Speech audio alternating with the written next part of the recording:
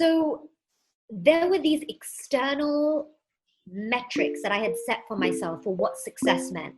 Oh, when I'm living in this neighborhood. Oh, when I can, when I'm earning this much, when I'm doing, and then I had reached all those, I got to ask myself those bigger questions. And it's like, there was still a part of me where it's like, I'm definitely not living my purpose. You're listening to the Remote Explorers podcast, a show that allows you to connect, learn, and be inspired by the stories of people who have used the power of remote work to have unconventional experiences in their lives. The podcast is hosted by MAYUR and SHAHZADA, who are experienced and equally curious remote workers.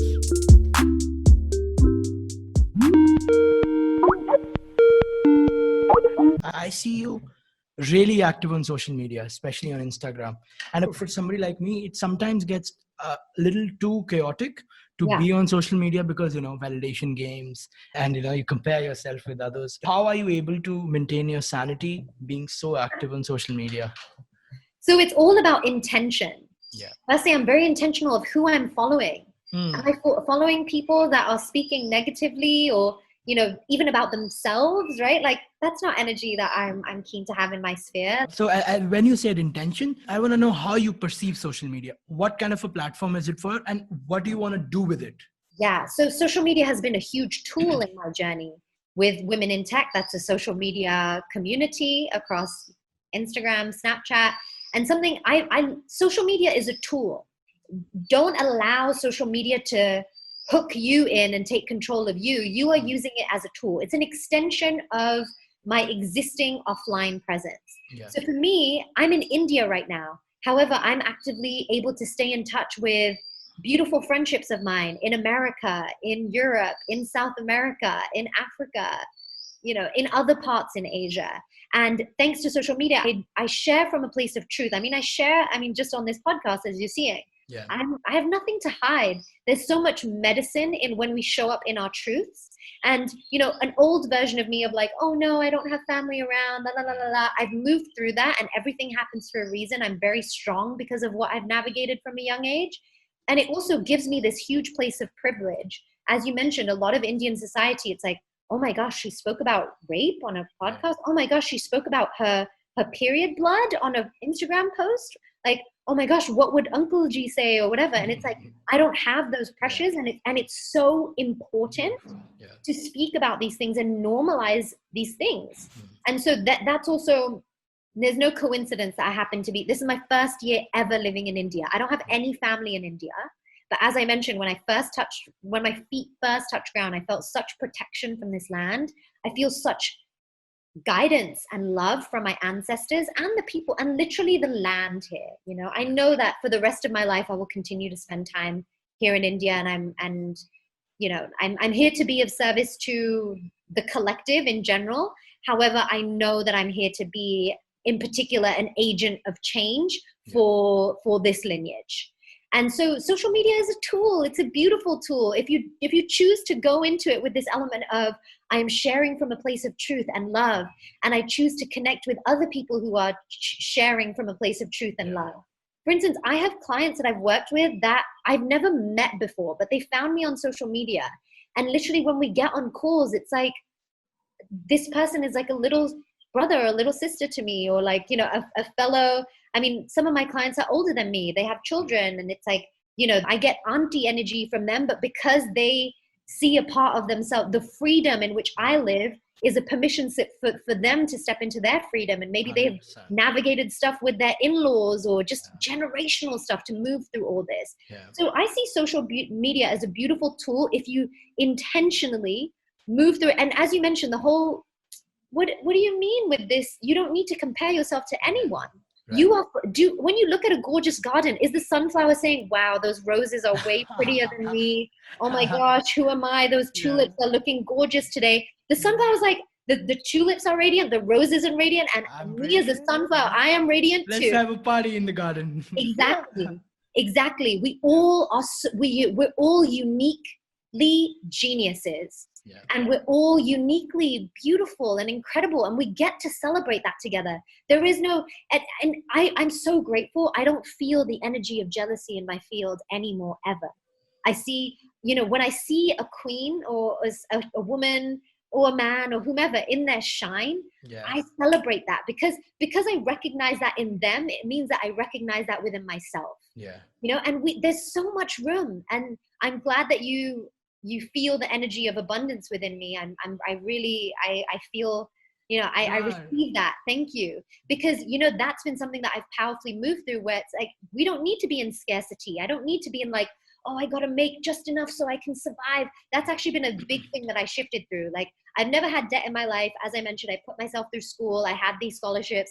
However, an old version of me was kind of living just in survival mode. Like, oh, I got to make this much so I can do this and this. Whereas now I'm leaning into the trust that the universe has got me. And my abundance doesn't come from this one opportunity over there, or this one paycheck, or this one job title. I am simply an abundant being. The sunflower. Surrender. Yeah. Surrender and things flow. Yeah. Exactly. And trust, and that's when you become a magnet to the frequency that which you are emitting out. That's how it works. We're all energy and frequency. And it's a matter of, are you doing the work every single day so that you are clearing your channel, dissolving the ego, unattaching from anything out here? Me, myself, I. Yeah. And seeing the oneness, inviting in divine, whatever languaging resonates with you. And again, if this is something, even if you're new to meditation, please come to the full moon, new moon meditations that I guide. They will always be free. This is something that I happily offer, and many people, even if they're new to meditation, this can be the activation for them where they welcome in more of these practices into their lives. I had ADHD and I got into yoga meditation. My life has completely flipped. It's been 3 years. I've lost 20 kgs of weight, and I've become more clear on how I think, because my ADHD symptoms have gone. I have so much energy to be active all my day. Like, my life has completely changed. Highly recommend everybody who's listening to this just to read more about meditation, or just try your hands with anything that you see online for the first, and then you would be guided alongside. So I remember when you were telling me your personal story, at the age of 25, you were making 6-figure salary, you were living the life, staying in New York, buying a Chanel bag. And then something happened. And did you realize that we live in a matrix? Is that what happened to you? How are we doing this? Even though I earn so much, I can be replaced tomorrow. Like, there could be another human being who just comes in and takes my job, right? Did you realize that we live in this, like what David Icke says, we live in a matrix? Is that what you realized? So there were these external metrics that I had set for myself for what success meant. Oh, when I'm living in this neighborhood. Oh, when I can, when I'm earning this much, when I'm doing, and then because I had reached all those, I got to ask myself those bigger questions. And it's like, there was still a part of me where it's like, I'm definitely not living my purpose. I'm here to be a creator. Let me lean into my seat as an entrepreneur. Let me lean into my seat in my own healing journey and self-love journey and awakening journey. And through that, since I've done a lot of that clearing myself, now I'm on this beautiful path, and I'm so grateful to be on this path where I hold the space for others' transformation as well. And, it's not me. It's not my magic. I'm simply the vessel. I clear my channel so that divine spirit can work through me. And I know I've done a lot of public speaking, and I know I'm a strong communicator, and I guide meditations, and I know how to hold that space of journeying.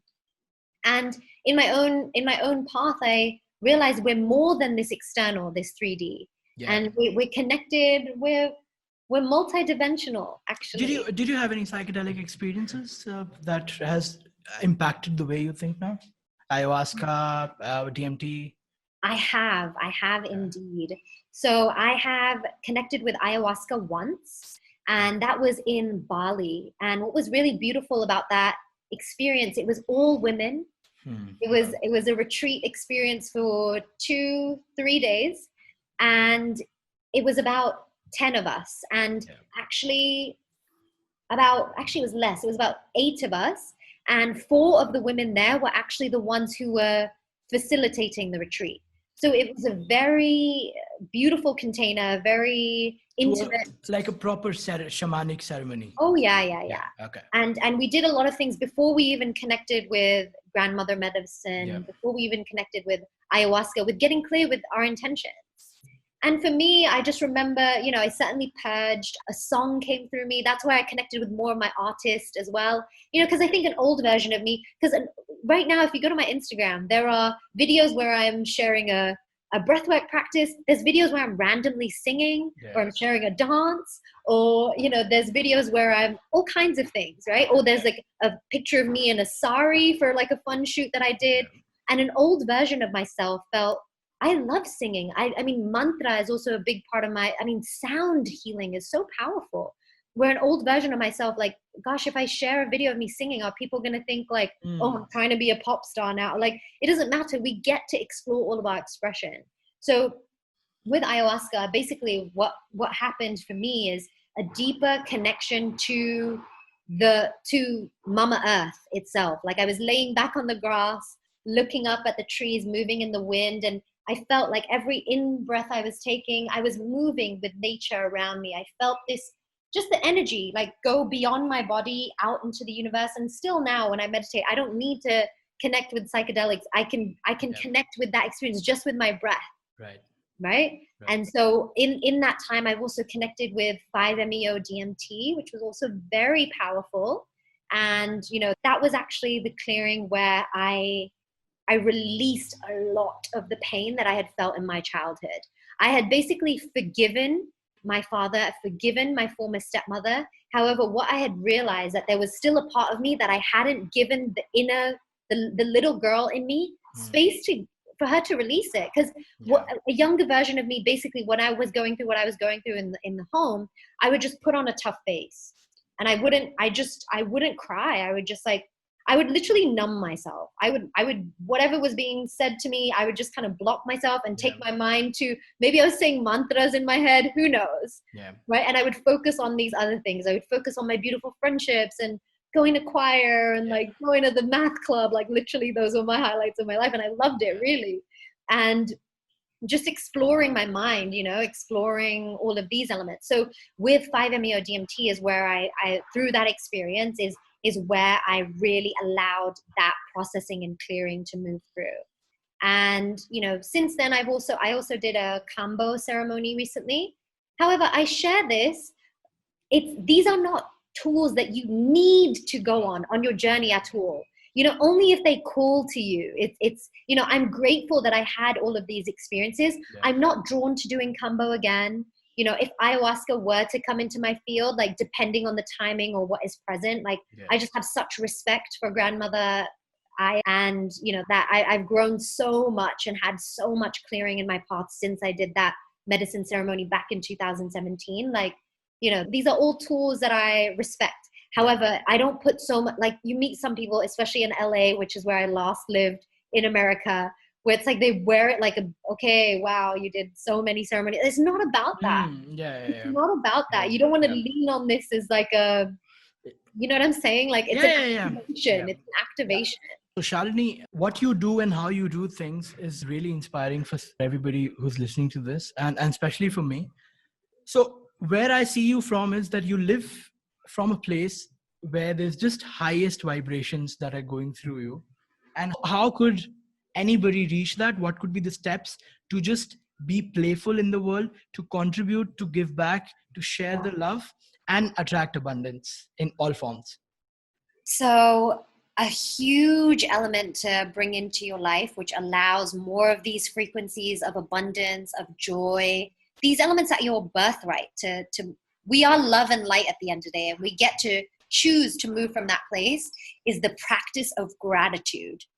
And when you have this energy, like, every time I have a meal, I bring my palms over my meal, I close my eyes, and I have gratitude back to the farmers who grew these beautiful vegetables, and to the lovely woman at the fruit stand that I buy my fruits from, for taking care of the fruits, to the Didi who's in my house who cut up the fruit for me and put it in the fridge. And then, of course, to the land itself, to the soil, to the earth, to the rains, to the sun, and deep gratitude for the whole process of how this pineapple spirulina smoothie ended up in my hand, right?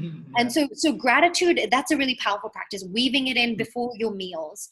And in general, just tapping into your heart and being like, wow, I'm so blessed. I'm so grateful for all that is already in my life.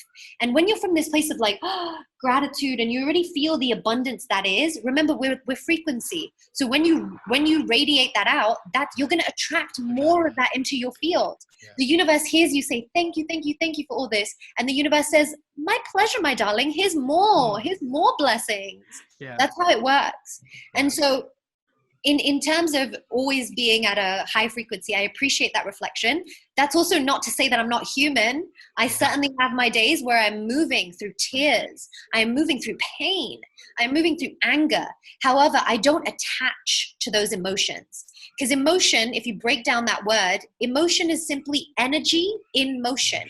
We are humans and we're here to feel the full spectrum. Otherwise, we wouldn't have tear ducts. You know what I'm saying? We wouldn't have we go through that to experience it, and that's it.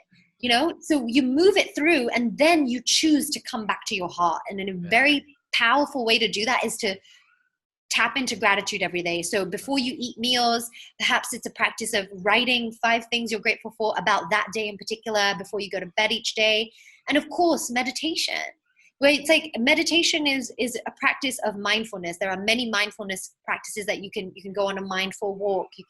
You can I mean, I'm mindful here in this dialogue with you. It's just, you know, meditation isn't just eyes closed, sitting like Buddha under a tree. There are moving meditations. My dance is a moving meditation, right? A run even. Yeah. So creating time where you're stilling your mind and you are dissolving the ego. And again, if anybody is new to meditation, you are so welcome to come to the free meditations that I guide. And the whole journey that I hold space for is like, firstly, you're emptying your vessel. You create this channel of light from your crown down, because I teach Kundalini yoga, which is also connected with the energetics, right? So you clear the channel from your crown down to your seat, and you invite in universal energy, pure light energy into your system, and you merge with that oneness. And then basically you feel that you're more than the blah, blah, blah human drama that might be unfolding.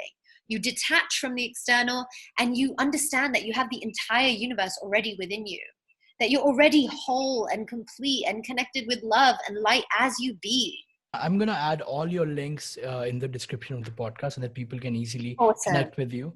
Right. Before we end this, we live in 2020. The times have changed. The technology has changed. Anybody can work from their laptop using a Wi-Fi. Yes. Where do you see the future going, and how would you see the people using this technology to have better experiences, live a more enriched life, taking digital nomadism, remote work as a tool? Yes, it's such a gift, isn't it? We live in this time where wherever you open your laptop, that can be your office for the day, as long as you have strong Wi-Fi, an inspiring space to work out of. It gives us such freedom. And I mean, given the times we're in now, in the midst of a pandemic where you're not going to the office, we're already in a flow where people are getting used to remote work. Yeah. And I see this change is a change that is here to stay.